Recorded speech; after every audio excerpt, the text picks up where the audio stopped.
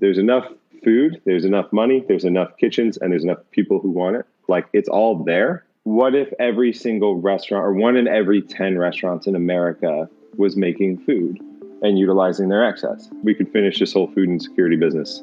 It's time to change the world. There's got to be a better way. It's time for something better. You feel like you can't really make a difference, but the fact is that you can. We're telling the stories of people who are changing the world and how you can help. We just need more companies that are out there solving these problems. Businesses, nonprofits, artists, and individuals who have found a problem and then created a solution. If we want to have real impact, we have to do it together. You'll come away from every episode with action steps you can take to be part of that solution. We're never going to feel satisfied and happy if we just stay the same. We can each change the world every single day. People can actually come together and build a future for themselves along with other people. Our daily actions have a massive impact. So what will we do about it? We can remake the world. Because guess what? We can. Hi, everyone. I'm Nathan Gardner, and this is We Can Remake the World, a podcast about people who are changing the world and how you can help. You know that feeling of walking around with a rock in your shoe and how uncomfortable it is and how quickly you want to fix the problem? But sometimes you're in a rush and you tell yourself, I'll just do it later. I'll do it in a few minutes. It'll be fine. So you end up walking around for 5 minutes or 10 or 20 minutes with a minor but growing pain in your foot until you just stop for a minute, take your shoe off, and empty out the rock that got in there. Sometimes it feels to me like we're all just walking around with a rock in our shoes. We know that we're uncomfortable. We know that the world around us isn't what it could be, isn't what we know it should be, and that the problems going on out there are not impossible to fix. But we're often in so much of a hurry that we convince ourselves we should just keep on going, despite this annoying feeling that something is really wrong, and it seems to be growing. It's not going away. Or maybe we're just distracted by the news of the day or other current events which can easily pull our focus in 1,000 different directions. And so we simply forget that there's this growing pain in our foot, so to speak, this feeling in the back of our minds that something's not quite right and we need to do something about it. It can be easy to overlook the fact that if we just take a moment to stop, recognize what's happening, and then do whatever we need to do to make the situation better, we can move on without that nagging pain that just keeps getting worse. We can do something to take that pain away, and the solution might be simpler than we realize, more accessible than we've thought.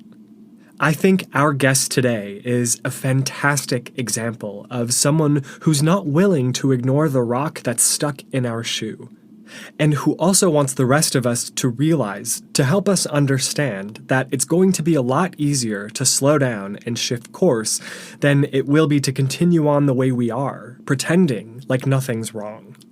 I think there's a tendency we have to assume that in order to make any improvements in our world, to really change the world, we have to reinvent the wheel, to knock everything down and start over from scratch, that it's going to be hard and take a long time. But our guest today proves that all we really need is a willingness to find a new way to think about the world we already have, and then the willingness to act. The sooner we follow that path of stopping, slowing down, looking around, and taking the obvious action, whatever it is, to improve our situation, the better off we'll be. Because the thing is, the longer you walk around with a rock in your shoe, the worse it hurts over time, and the worse it will get, until you simply stop and do something about it.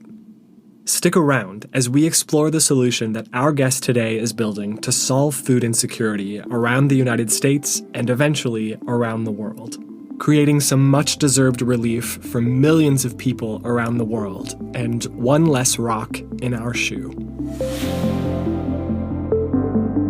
As we all remember, in early 2020, hundreds of thousands of restaurants in major cities around the world suddenly closed. as lockdowns forced all of us inside and left our streets empty. Millions of people were facing uncertain employment and a sudden lack of income, alongside many people around the world, and especially in large cities, who faced growing food insecurity, a lack of access to food. As they had already been doing since they launched in 2017, the food-focused nonprofit Rethink Food, based in New York City, took a step back, looked at the problem, and asked, how can we help? Rethink saw an opportunity to build a new program that could bring restaurant staff back to work, utilize food waste that was out there, and feed those in need at the same time. Rethink started this new program by partnering with the world-famous New York City restaurant 11 Madison Park to begin cooking thousands of meals a day for New Yorkers in need.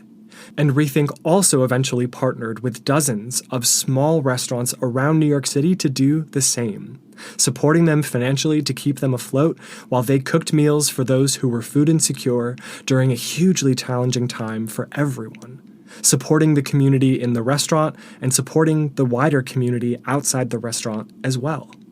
This is what Rethink does. Identify a problem, take a step back, look at the systems involved, and then build a solution that just makes sense from where they sit. Since creating their Rethink Certified program in April 2020, at the height of the first lockdown, Rethink has invested over $10 million in independent restaurants in several U.S. cities, including New York City, Nashville, Chicago, San Francisco, and others. And each of these restaurants are now being paid by Rethink not only to cook meals for their customers, but also for the food insecure in their communities. The program has provided over 2 million meals. Currently, Rethink is partnered with some of the top chefs and restaurants in the United States, including Daniel Hum of 11 Madison Park, who is also a co-founder and board member of Rethink, Dominique Kren of Atelier Kren in San Francisco, Sean Brock of Nashville's New Audrey restaurant, Michael Schwartz from Michael's Genuine in Miami, J.J. Johnson of New York City's Field Trip, Stephanie Izzard of Chicago's Girl and the Goat, and more. You've seen many of these chefs on shows like Netflix's Chef's Table. They represent the top of the culinary world in the United States, and because of their high profile, they're calling attention to food insecurity and the solutions that Rethink is coming up with in a whole new way. We're joined today by Matt Jozwiak, founder and CEO of Rethink Food. Matt came up as a restaurant cook in some of the top kitchens in the world and saw firsthand how powerful food can be within communities and how much excess food goes to waste in restaurants, which can easily be shared with the right support systems in place. Matt set out to build that system 4 years ago and has been learning, growing, and continuing to rethink his approach and rethink our approach to food and those who need it, so that together we can solve the food insecurity problem for good. So today we're joined by Matt Jozwiak, founder and CEO of the New York City-based Rethink Food. Thanks so much, Matt, for being with us. We're really excited to chat with you today. Thanks for having me, Nathan. Yeah, definitely. So if you don't mind, I'd love to start with your story a bit and just how the work that you did in the culinary world led you to creating Rethink Food. Yeah, I had kind of like the typical cook story. I started as a dishwasher when I was trying to pay for college and worked underneath a really, really great chef that kind of inspired me to push it and go further. I ended up in Chicago and then eventually in France, Denmark, and then Chicago, back to Chicago, and then New York City. And kind of all throughout the way, I was really, taken by two things. One, that there's a lot of food around. There's plenty of it. And then two, that restaurants are really great community centers. They're really great people. There's really wonderful people that work there. And you also can learn a variety of skills. You get one meal a day. It's a really wonderful job and a very important part of our society. Yeah, I mean, you're being really humble, I think, about some of the places you worked in Europe. I know you worked, was it Noma in Copenhagen? Yeah. Yeah, definitely some of the top restaurants. I would imagine that you have a unique perspective sort of on the restaurant world at that level, which, I think we can talk about in a little bit. But I love that idea of restaurants being kind of a community center, something that, where there's food, there's community. I think you hear that a lot from people. when there's community, there's also opportunity.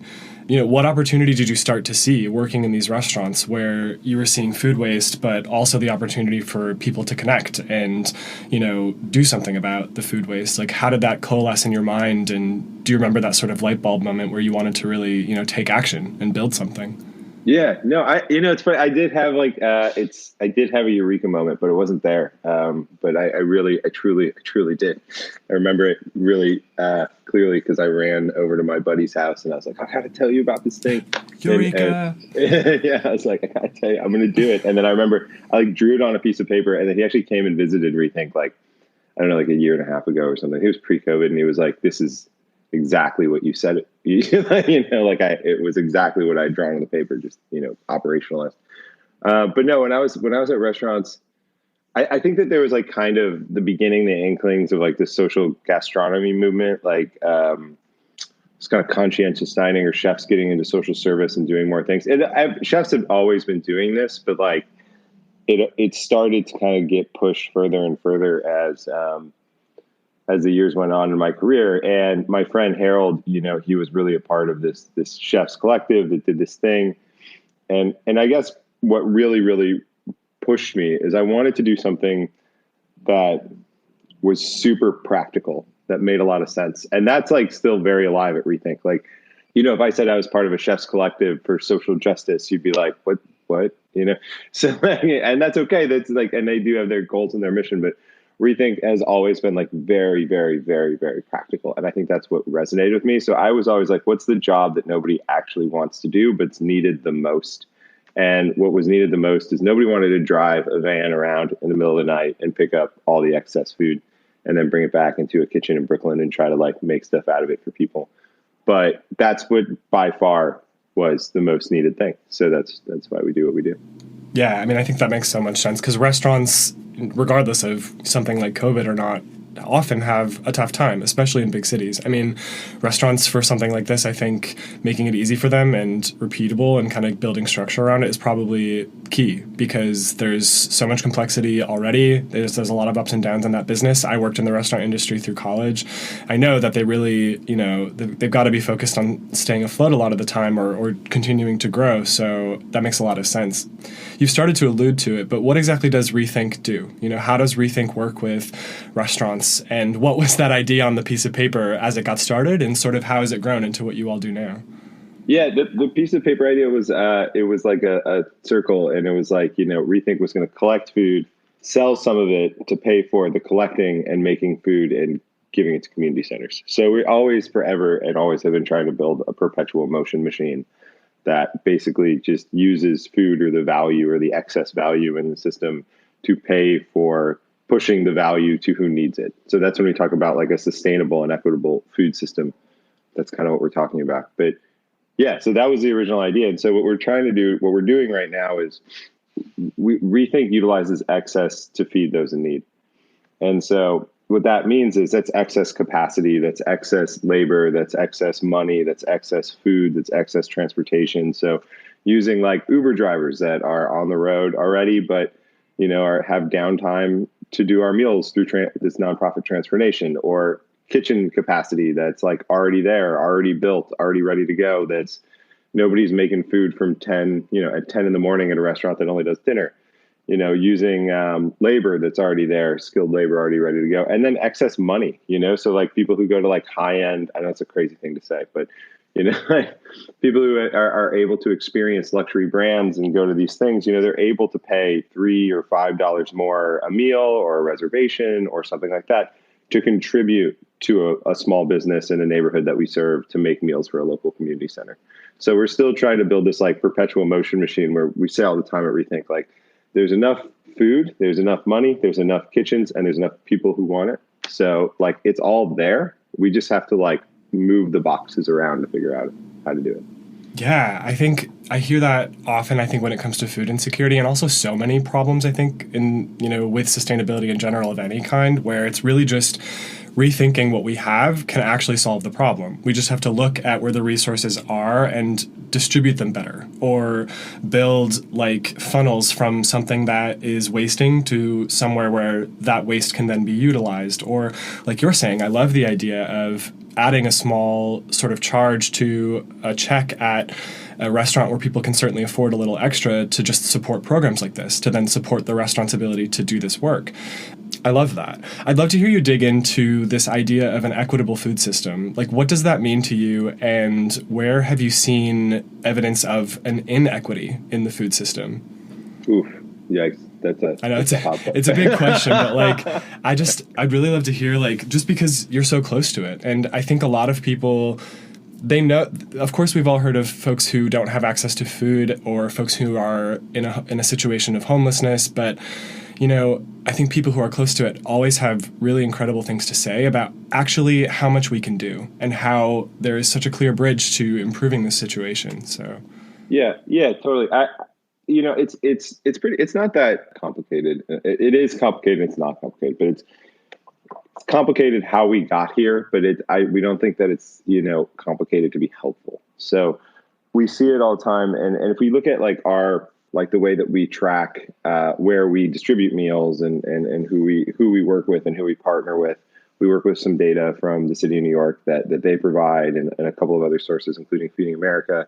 And you can see kind of what zip codes are harder hit and in more need than others, and where there's more folks facing food insecurity by historical incomes. And then you can see the neighborhoods that are doing really, really, really, really well. So the restaurants in the neighborhoods that are doing really, really well, that have diners that are going in there every night, we try to ask restaurants like that to put the line item on their check, every check. And not an opt-in thing, like every check, not you can't opt out. And then move that to the businesses that are in the neighborhoods that have historically lower incomes. And so that's like, to us, it's like equity, like taking cash. It's a Robin Hood thing, taking cash from there and trying to move it to the small business sector there. And the other part of it is, like, we believe that communities know how to take care of communities, and like they know what food they want, they know their neighbors. Like, it's not really our job to be like, hello, we are Rethink, we try to, so we working with like little soul food restaurants or Chinese restaurants, like working with these amazing entrepreneurs in these neighborhoods is like, it's just so key. And like, for us staying out of it and just providing cash or assistance in any kind, maybe transportation, and trying to not be at the forefront. But philanthropy tends to go to a hard hit neighborhood and build something. We're trying to go there and like support something. If that makes sense. Yeah, no, which I think will probably lead to greater sustainability, because it invites the people in. I think where solutions just try to like, we're going to build something that we think you need. It's like, well, but you haven't engaged with them. You haven't asked them what they need. You haven't met them where they are, so that what you give them will actually resonate with them, so that they'll want to engage with it.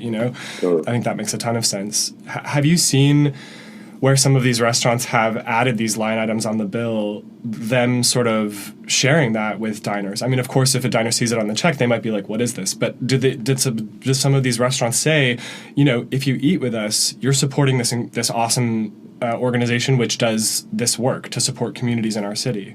Yeah, it's sometimes, man. I mean, it's hard we kind of like, to be honest, like, screwed it up, to be vulnerable. We screwed it up a little bit in the beginning. So not screwed it up, that's the wrong word. It's just like we did an opt-in, which people don't do. And we learned that. And then we like the thing on the bottom of the menu where it's like, proceed from this thing.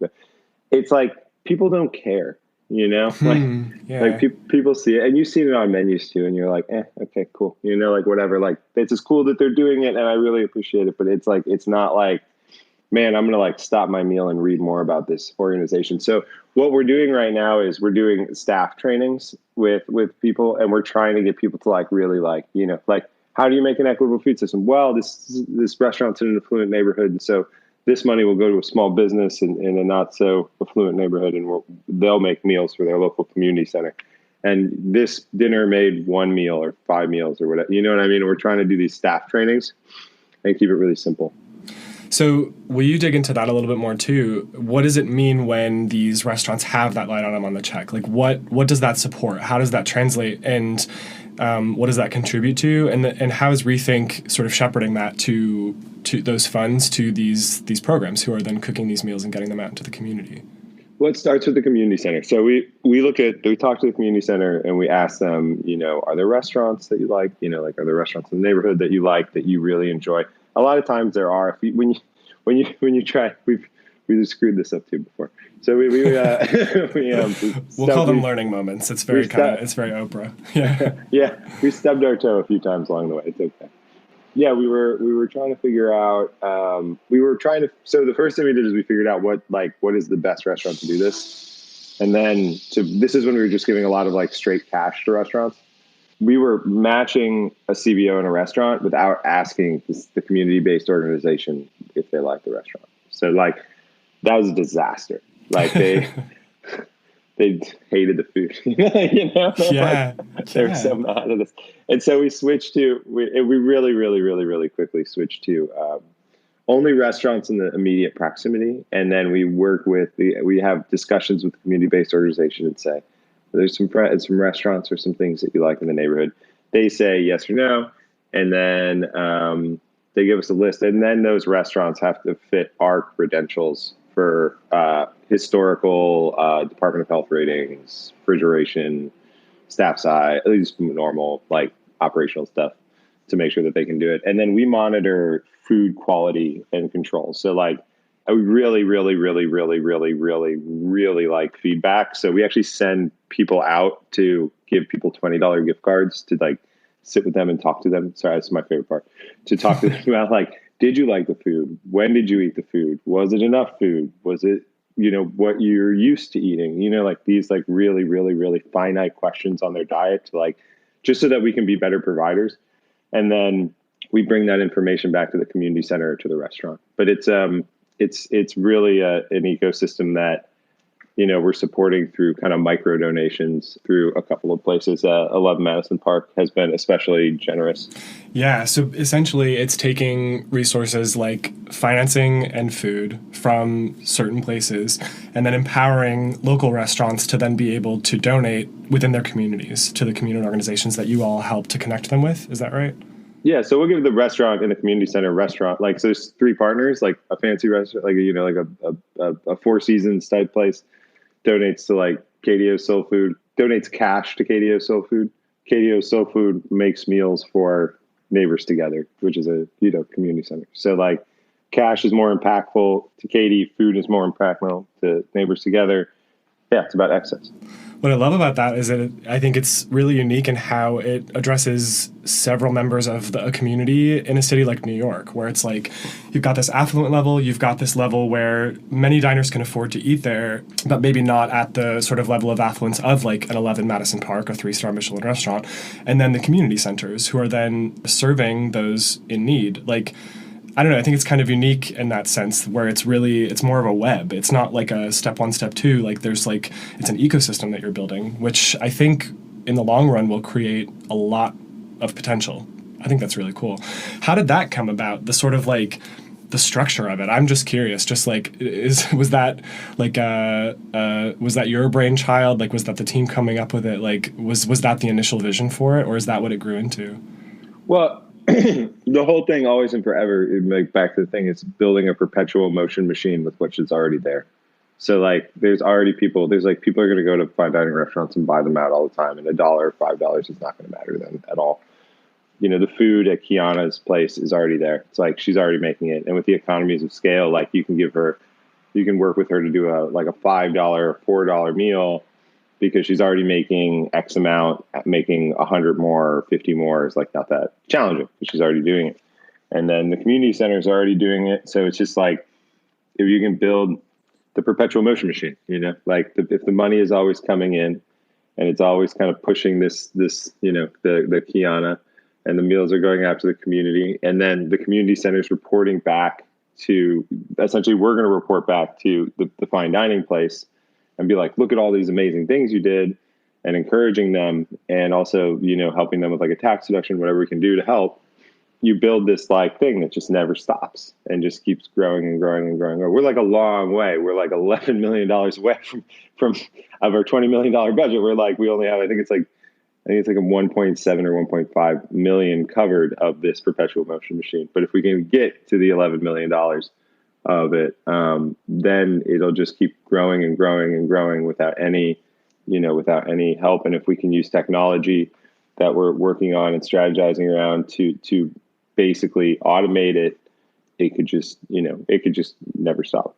And again, I think what's great about Rethink is this idea of giving back is really making its way into, I think, every level of society. Like, we're really this mindset of how can we make everything we do something that supports someone in need or some system in need on our planet. It's not maybe happening as fast as some of us would like, but it's definitely getting there. And so when a restaurant like 11 Madison Park, again, is asking that question and answering it, for themselves with someone like Rethink, I think that's super exciting. Let's talk a little bit more about 11 Madison Park and, what Rethink did with 11 Madison Park, especially over the pandemic, and, how cooks who had no work were given the opportunity to work to support members of the community. And, I'll let you speak about it in greater detail, but I was super inspired by what I read about the partnership there. Yeah, and it was happening at restaurants all over New York, all over the country, and Rethink had like a high 70s restaurant partners, all doing it. But we Daniel and I talked. Daniel's on the board, so he's like, kind of officially, unofficially my boss. But yeah. Executive or head chef of 11 Madison. I should say this correctly. Executive chef of 11 Madison Park, or just chef. Just chef, yeah. It's his restaurant. That's the short version. Yeah. For anyone who doesn't know 11 Madison Park. Yeah, it's a really, really beautiful, beautiful, beautiful place. He's always pushing me to do more. And like when we were talking about it, I'm really glad you said that, because the core reason, one, the meals are unbelievable, right? But the way that Daniel speaks and kind of talks to the world is through food. And so when he went vegan, it was really important because he was kind of making a statement about that. And when he was making meals in the middle of COVID, it was just to really signal to the world that like, we can do this. It was meant to be, it wasn't meant to be the end all. Like, we weren't going to solve insecurity by, turning EMP into a commissary kitchen. We made hundreds and hundreds of thousands of meals. We did tons of work. We employed a lot of people. It was really, really amazing. I'm not going to say that, but it was meant to be like, we're going to get through this. We're going to get through this. And like that was the main reason. And him and I spent a lot of time thinking about Rethink Certified. And Daniel, it was actually really his idea. He said, what if every single restaurant, or 1 in every 10 restaurants in America, was making food and utilizing their excess? And I was like that would actually that would work, we could finish this whole food insecurity business. Yeah. Yeah. No, I just got chills. Like, that's the question. It's like, okay, we can do something. What if more people did this thing? And like, we could actually solve this. And it's just a matter of like getting people on board with the idea and then helping them understand how to do it. And then it just grows from there. Exactly. As you've grown Rethink, like, what is your vision? How has that vision grown for you, where it's like, if we could just do this on a greater scale, like, what have you learned and seen so that people can say, oh wow, like, this really is solvable? And I think you're working in other cities outside of New York as well. Like, what have you seen as you've expanded too, and how it's starting to work in other urban areas? It's different everywhere. I think that everybody's very open to it. Dominique Cran, amazing. She's a chef, one of my favorite chefs. San Francisco, right? Or on the West Coast? Yeah. Yeah, in San Francisco. I just watch a lot of Chef's Table. That's all. She's unbelievable. She's truly, truly, truly, truly unbelievable. And she and Sean Brock, they're all into it. Like, everybody is like into it. And so it's kind of like a secret, not really a secret because I'm talking about it on a podcast, but there's we're like, Michael's Genuine in Miami, Michael Schwartz, working with us. We're super excited about that. Him and his partner have been like really supportive. JJ Johnson's working with us, which is like unbelievable. Daniel, Dominique Cran, Sean Brock, and hopefully we can't, I'm asking publicly Nick Kokonis and Grant Ackids, if you would call me, please. and I want to meet with them to do it. Because if we did that, and like really, like, it's really like they're kind of the missing link. But if we do that, then it's like the entire country's pinnacle chefs are working together to do this. And then it's like we start there, and then I need to I'm raising money, considerable dollars, to invest in technology for Rethink, because it has to be easy for people to like do it. You have to be able to like log in, go to rethinkfood.org. I want to be a Rethink certified restaurant. And then you type in your information and it shows you how to put a line item on your check. It shows you where to give the money, you know, like all those systems. Tax deduction shows you how to brand it. And we have all the branding and marketing and stuff done. It's just like we need the tech to do it too. And then if you want to make meals, log in, become Rethink. And if you're a corporation, and we also have a part of our business where we pick up excess food, but we charge people for it. So we pick up excess food from large corporations and charge them money to do it. Sure. So talk more about Rethink Certified. I think, again, we've alluded to it a little bit, but just give us a rundown of Rethink Certified and sort of how the program operates, what it means for a restaurant to be Rethink Certified, and kind of how they would carry it out once they are. Yeah, so Rethink Certified is just a way that we push towards creating a sustainable and equitable food system. And they're just businesses that are contributing value into the sustainable and equitable food system. So if you're a business with a line item on, and where every person coming in is donating $1, you're Rethink Certified. If you're a restaurant and you're making meals for a community center, you're Rethink Certified. We don't have we're not that sophisticated that we have very clear finite numbers about it. And we will probably in time, but we just don't know what it is because it's such a new thing and we don't know how people respond to it. If you're a corporation and you want to practice sustainability in your corporate offices, you can use our services to pick up your excess food. And we'll go to your corporate office, we'll put in the systems, we'll do all this stuff, and then we'll share with your staff that you're Rethink certified. And then the leftover food that you collect from those corporations, does that then go to commissary kitchens, for example, where it's then kind of repurposed into meals? Or what's the next stage in that? Yeah. It comes to our commissary kitchen where we cater community centers, which is the big differentiator between Rethink and I think a lot of stuff is, food banks and stuff, they provide pantry items for the most part. And it's crucial, and we work in tandem with them. It's very rare that we do whole produce. We only do cooked meals. But it's really hard to operate a community center. So the big difference between Rethink and everybody else is we really work with the community center to see what they need and what they want. We're not just trying to give them what's left over and you deal with it and blah, blah, blah, because it just can create more of a headache. But, the City Harvest and Food Bank provide, it's kind of like going to a grocery store. The City Harvest and Food Bank provide all the kind of fruits and vegetables and all the great stuff that they do, protein, and then we provide the kind of ready to eat food in the buffet, like the buffet bar. So that's kind of different. Nice. Yeah. Yeah. Adding $1 to every check, it's I feel like there are very few restaurants that can't justify that to consumers if they just know what that means, what it's contributing to. And if you think about the implications there, if a chain like Chipotle jumps on board and what that would mean, even if it's just rolled out in a small region, but if it's rolled out across all their restaurants, that is massive. And the kind of pipeline that would create for an organization like Rethink to really take those funds and, like you said earlier, we could just solve this food insecurity thing, because the demand is not outstripping the resources. It's just a matter of getting those resources into the right place. Yeah. And if you think about a small business, doing maybe, I don't know, tiny shop, right? Doing 3K, a day, maybe not even, 15,000 a week, 10,000 a week in sales, Rethink providing 5,000 extra a week. You're talking about sizable cash. It's real money, $250,000 going to a small business in the South Bronx is huge.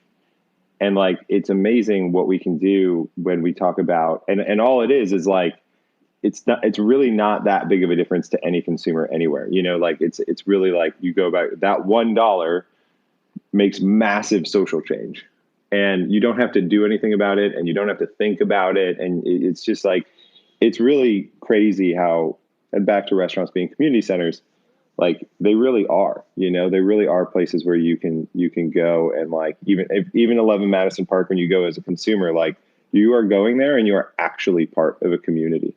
You're part of something bigger. You're part of the food truck. You're part of the work we do with Rethink. And that's what I think is so special. And what I'm excited about when we're, post COVID or whatever. Yeah, definitely. So I want to ask, what have you learned about food security since starting Rethink? What are, I'm sure you did research and you knew a good amount when you first got started, but what have you learned as you've built these programs in a city like New York? And, the second part of that question for me would be, what do you wish other people understood too? That it's not about money, it's about time. I mean, it is about money, but it's a lot about time. It's folks just like don't have time to go to, grocery store, pick up food, make it, cook, have a job, have a part-time job, see their uncle. And like, it's really, really, really difficult nowadays to live and to handle it. And that this is this problem. It's all one thing, right? People talk about sustainability and equity and food insecurity and nutrition and the social determinants of health. And it's all one thing. It's all one very, very clear problem. And it's like, if you don't have any money or time, you won't eat healthy. And if the small business community, if we're getting like not great access to healthy, quick food, we're going to eat what's available, which is going to be McDonald's, right? We're going to eat what's there. And so people eat McDonald's, and then we're like, why is diabetes so prevalent? Yeah, why do we have such health problems? Yeah. It's all one thing. So if we can have small business owners making nutritious, beautiful, delicious foods for low cost, no cost, think of different distribution methods, then people can access that and have more time to spend with their family and their friends and all that stuff that they want to do, and on school. And they'll perform better in school because they're eating healthy. Like, I don't always eat healthy. I'm like guilty of it myself. And like, when I don't, I feel horrible. So I couldn't imagine being forced. And when I was a cook on my days off, all I ate was fast food because that was all I could afford. But when you're in that socioeconomic situation, it makes it very difficult for you to grow. But it's all one thing. There's plenty of nutritious, delicious food in the system. There's plenty of points for it to distribute. And we just keep like trying to do different things. But we think we're on the right track to really not figuring it out, but at least improving some of these conditions.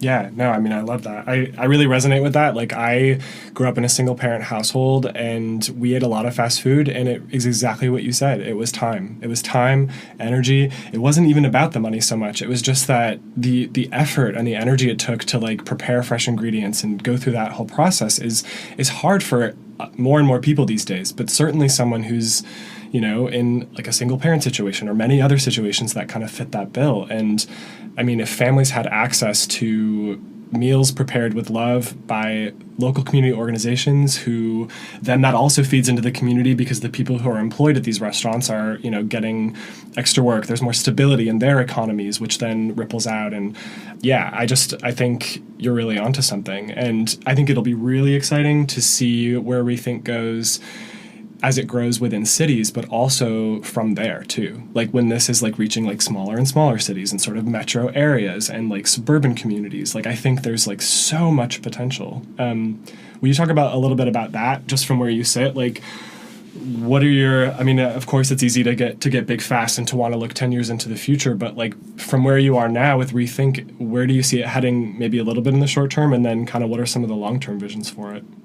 Well, Rethink makes about 50,000 meals a week. And when I talk about the perpetual motion machine, we're just going to stay around that number to try to cover the costs with the perpetual motion machine. And that's probably going to take a while, a couple of years. But once we really hit that, and we call it escape velocity, I just want it to be really easy. It should be easy for people to be able to do it in anything. And I think that also, like, I'd like to, maybe in 10 years, branch off into different sectors. Like, I think that there's, you could do it with fashion, you could do it with cars, you could do it with homes, you could do it with anything. There's a lot of different ways that you could do this. I think it could be kind of just a thing where it's like you go to a Rethink bar, you go to a Rethink hotel, you go to you buy Rethink products, Rethink certified products, but they're all things that are just driving cash into the hands of the community. Yeah. No, I love that. I mean, like, imagine if every Prada bag was funneled funds toward, communities who are producing the leather around it and building schools or building access to, education. Or if Nike, you have 50 cents for every pair of shoes to do whatever resonates for Nike, whatever kind of makes sense from an authentic standpoint for their business and what they want to say. They can determine maybe the program, but they've got every purchase we make can build something positive, can give back, can lift people up. Yeah, no, I think that's great. I would love to ask, So obviously you were working in kitchens and you came up in kitchens all over the world. Like outside of just seeing the food waste, what drew you to food insecurity? Like what made this a problem you wanted to solve? Was it just seeing the amount of waste kind of every day in your line of work and saying we really like ought to do something with this? Or like what was it that really kind of drives your passion for this, for what you do? It's kind of like this like obsessive thing, man.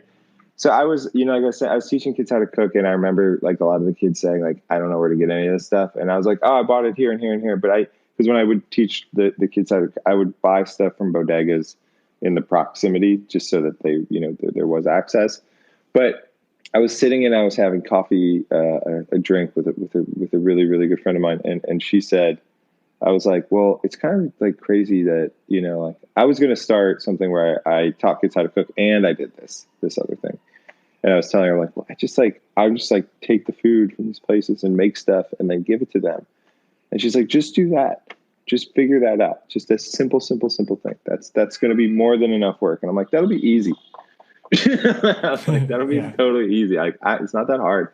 And so I kind of went down this rabbit hole and I'm just like, it's like all I think about. I mean, it's crazy. I mean, you'd hate to be my friend because I just like, it's all I talk about. It's all I think about. But I really just think that it's such a ridiculous problem. It's just so silly. Like out of all the things, like I always say, there's food everywhere and it's in garbage bags outside next to people that need it. Like in the same, they're literally like this close together. They just put it in the trash when they could have put it on a plate.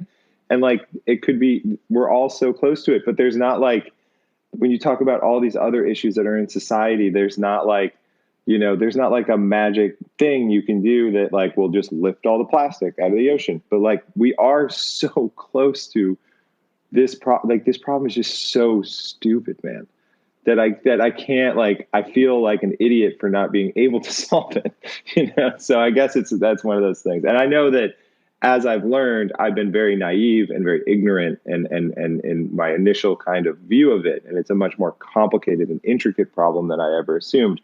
But ultimately, it is still a very, very, very simple issue. And that's why I'm so obsessed with it. Yeah. I think that's the biggest barrier to every problem we have in society, in the world, like, is just our belief that it's not solvable or our assumption that there's nothing we can do. I think it's like, when you see something like food insecurity, like you're saying, and it's like there's such a clear solution, we have the resources, we just have to get them to the right people in the right ways.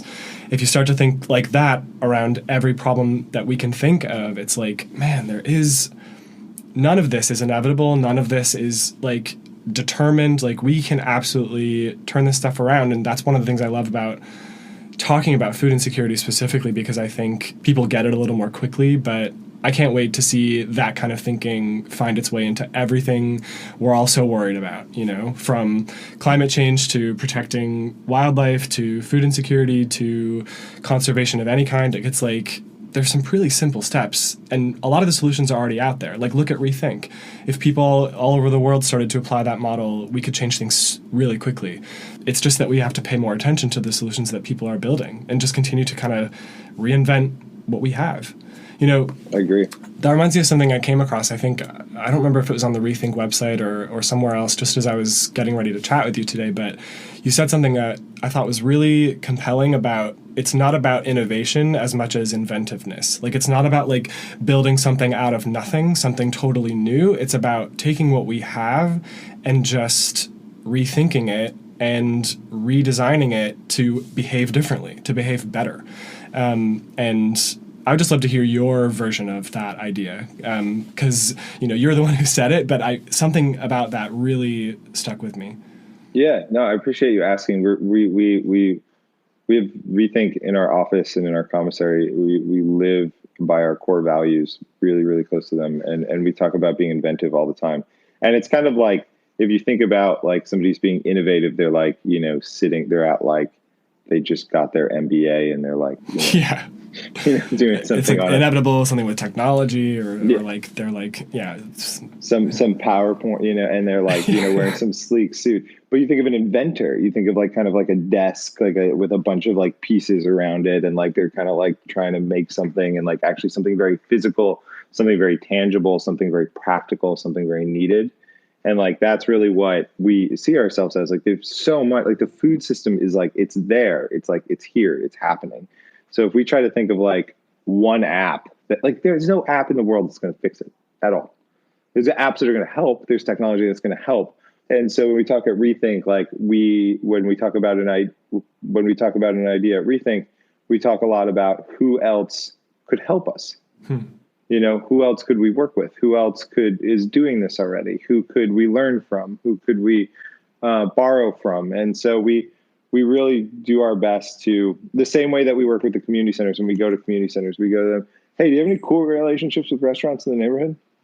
You know, like, yeah, we do. We actually do our fundraiser event with Manna's Soul Food every year. I'm like, oh, amazing. So Manna's like, she knows you built these relationships are already there. But if I was like, you know, some ginormous charity just trying to pump out food wrap, I would just be like, here's your food, eat it. You know, so anyway, yeah, it's really about relationships are the absolute most important thing. Like, by like more than anything, more than money, more than food, more than anything. And like, they're so incredibly valuable. And in innovative people, I think when people think big picture, big idea, like, you know, blank canvas, like, which is good thinking, it's a good strategy, but you're not thinking about relationships. And I think when you're inventive, you're actually thinking about relationships. And anyway, that's why a long way of saying why we talk about being inventive every time.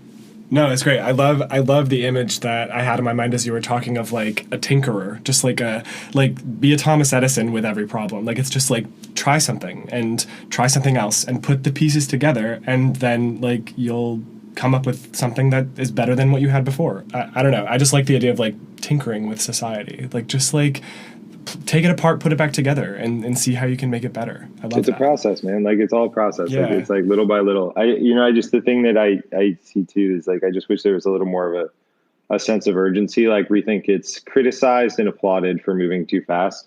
You know, depends who you're talking to. But like, I just feel like we should all just start with this one. You know what I mean? Like, this is like something that we can all figure out. Like, it's simple and like, it's clear what we need to do. And it's, yeah, I just feel like, and we get some momentum. We solve this one. We can work on the plastic thing. You know, we keep going.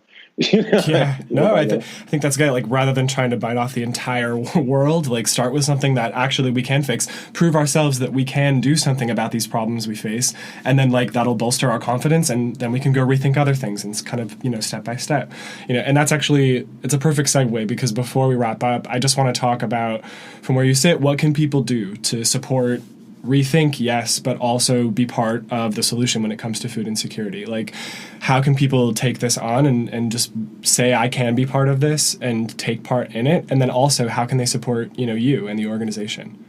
Yeah, I mean, if you want it, like, Rethink is supported by donors like you. So if you go to rethinkfood.org, but a big thing I say to people too, and every dollar counts, reoccurring, even if it's $1, $3, reoccurring donations are really powerful for us. But I also say, you know, like, get to know like your local community center, like, try to understand who's in your neighborhood and who's doing what, and see if you can help. Like, maybe on your day off, you can go volunteer, or get to know your local community center, get to know the people in your neighborhood. And like, if you see somebody and ask them for $1, just give them $1. Like, it's not, you know, yeah, right. It's not weird. And like, if you live in New York, if you live in Miami, San Francisco, like, go to these restaurants that are taking part in a program like Rethink and talk about it. You know, make this real for people, so that these solutions become more of the conversation. Share it on social media. Like, check out the restaurants that are partnering with Rethink already in New York, and go eat there, and tell the staff that you're there because of Rethink, and like, reinforce that too. So it's like, just grow the conversation. I think that, I'm sure, is huge too. And if you're in Chicago, go to Alinea, go to, I forget the cocktail place, but go to Grand Achat's places and be like, hey, have you heard of this? Why aren't you doing anything with it? Like, he's gonna be mad at me. No, don't do that. Or maybe do that. No, do but it. Don't. Yeah, do it. Matt, is there anything else that you would want to cover that you feel like we didn't? I feel like we covered some really good ground, so I feel like we're probably in good shape to wrap up here in a minute. But is there anything else that we didn't talk about that you'd want to throw in? No, I just want to say thank you. I really appreciate you and everybody for listening, and I'm really grateful to be included in this. Thank you. Yeah, no, of course. It's our pleasure, and we're super excited about what you're doing. Can't wait to see it grow, and just like happy to play some small part in getting it out into the world more. So thanks so much for your time. Really appreciate it. I'll be honest, one of my favorite parts of every interview we do on this show comes toward the end of every conversation, when we ask our guests about their vision for the future of their company or their nonprofit or whatever they're focused on building. I guess I just really love talking about what's possible and throwing ideas around about the amazing world we could build if we just found the courage and the commitment to do it, and believed in our vision and our ability to build it.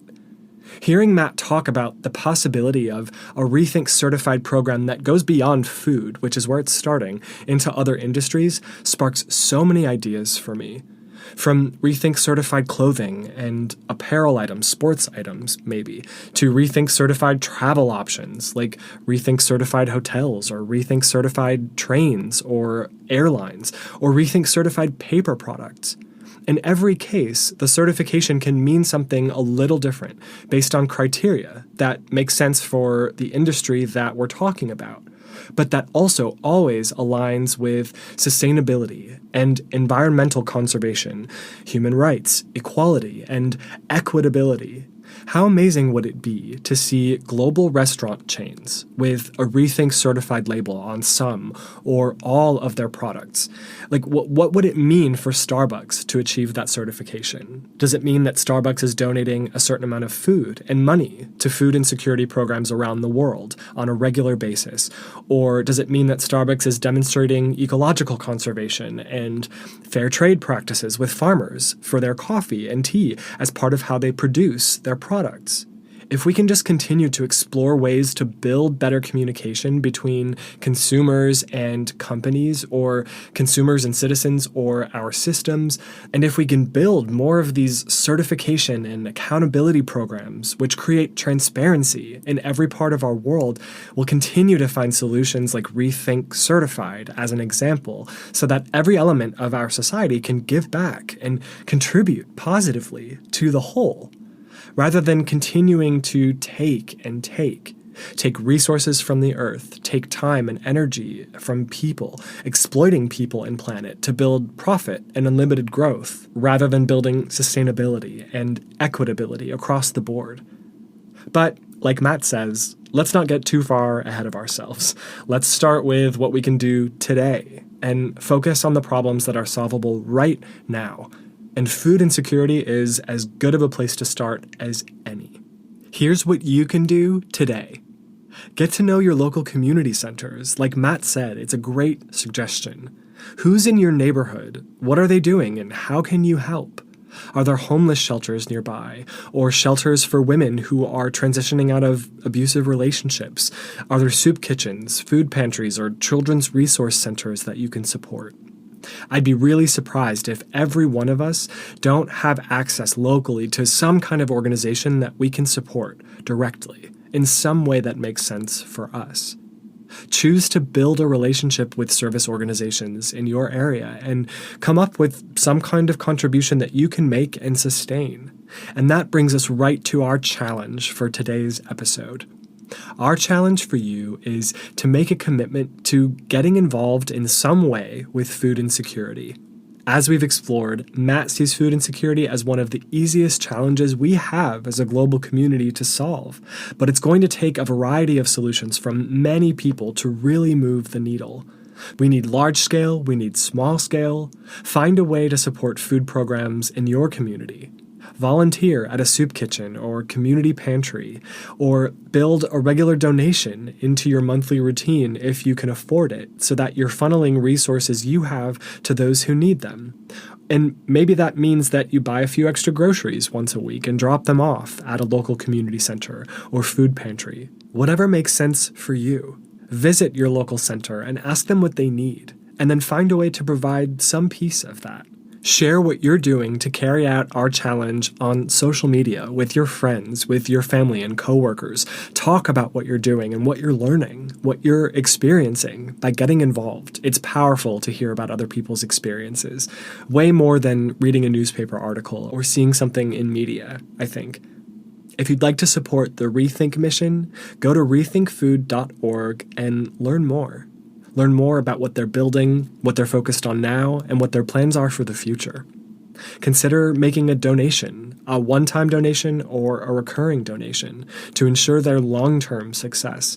And support restaurants and businesses who are Rethink certified as much as you can if you happen to live in one of the cities where those restaurants exist. Share the mission with others. If you live in New York or San Francisco or Chicago or Miami, talk about the work these restaurants are doing to support Rethink and what it means. Visit those restaurants and amplify what they're doing on social media. Tell the restaurants themselves that you're aware of the work they're doing and how much you support it, how excited you are by it. And if you're not in one of these major cities and you happen to know a small business that's a restaurant that might be interested in becoming Rethink certified or exploring the program, refer them to the Rethink website. You never know what could happen. You could be the catalyst to starting the Rethink certified program in your local community. I really appreciated Matt's suggestion to all of us to rally around one problem, like food insecurity, one that we know we can solve, and then check it off the list. We explore many different topics on our show, but I've noticed that every single guest we've had on the show who's focused on food insecurity says something really similar. It's solvable, and it's a pretty simple solution. Robert Lee of the New York City-based nonprofit Rescuing Leftover Cuisine told us on our first episode that if we simply eliminate food waste in the US, then nobody would ever be hungry. Simple. We just need to build better systems to get leftover food to people who need it. Kim Buffington of Eden Gives in Detroit told us about the right that all communities have to enough to eat, to enough fresh food, and how access to that food can transform families, increasing incomes, opening doors to higher education opportunities, improving health, just by ensuring that leftover food from grocery stores gets to the families who need it. And now, Matt has come to the table with another solution. Building a perpetual motion machine, as he calls it, which is designed to collect excess resources in the form of food or money and distributing those resources where there's a lack of it in certain areas of our community. These 3 nonprofits alone have served millions of meals in the last few years. You start to see how it really is possible for us to end hunger if we just rethink our systems and create new versions of everything we do, if we just get smarter about what we already have. Imagine how it would feel to be able to say someday, we did it. We ended hunger in the United States.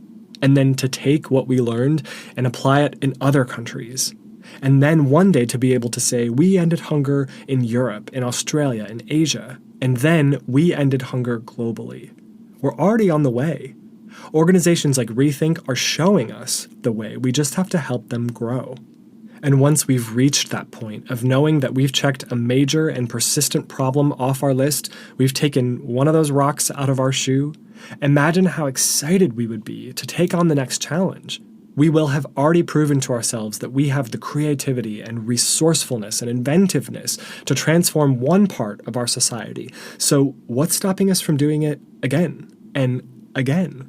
And one by one, problem by problem, piece by piece, we can move down the list, inviting contributions from every level of our society, strengthening communities along the way, and empowering ourselves with the knowledge that we don't have to wait on someone else to solve these problems for us. We don't have to wait on politicians, corporations to do it alone, billionaires.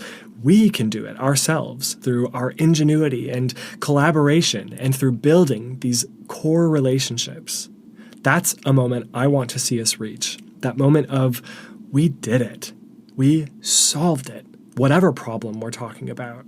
And solving food insecurity would be an amazing first step in the right direction. So, let's do it.